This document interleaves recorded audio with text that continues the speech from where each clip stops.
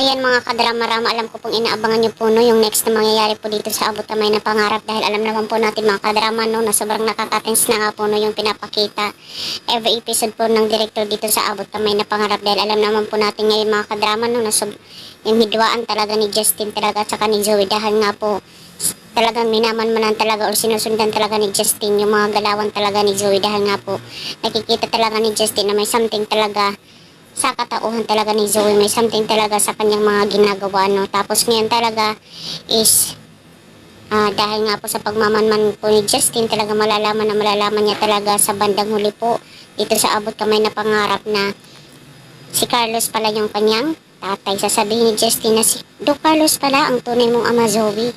Ano, magsisinungaling ka na naman? Diba dahil nga po yan kay Justin na ngayon talagang minamanmanan niya talaga itong si Zoe dahil nga po itong si Carlos possible po talaga no dahil sa kanyang panlalaban dito sa mga pulis ay talagang madisgrasya siya, mapunta siya ng hospital muna, diba, bago siya mapunta ng kulungan. Kaya dahil nga po itong si Do Carlos possible talaga mag 50-50 po siya, mangailangan po siya ng dugo, tapos walang ibang makakapagdumit ng dugo na yung kundi si Zoe lang yung ka-type niya, diba.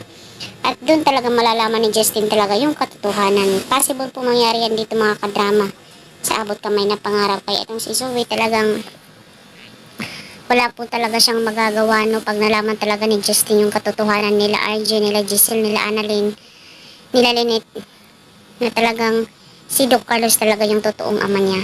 Sana nga po no si Justin yung unang alam talaga. Kasi parang nakikita ko si Doc Carlos parang wala nang pag-asang sabihin pa yung katotohanan. Hindi ko na nakikita na papagawa pa talaga yun ng director sa kanya yung role na yun, no?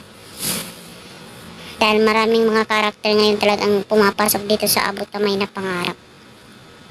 So mga kadrama, talagang na-intriga lang ako dito ngayon sa role talaga ni Justin, no? Sobrang palaban. Talagang minamanmanan niya talaga itong si Zoe. Hindi niya talaga tinatalikuran. So talaga itong si Do Carlos talagang pagbabayaran niya yung lahat ng kanyang mga kasalanan.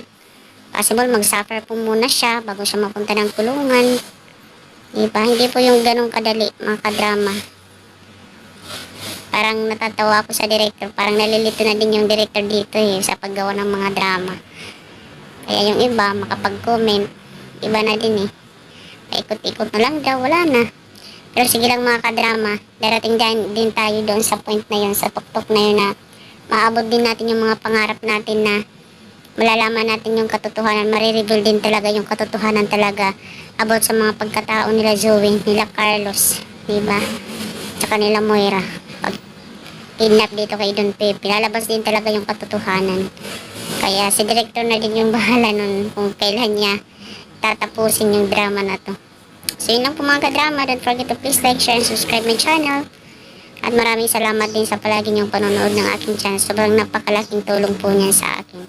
So yun lang po. Bye bye. Ingat-ingat tayo mga kadrama. Abang-abang na lang po tayo mga kaabangers, mga kadrama.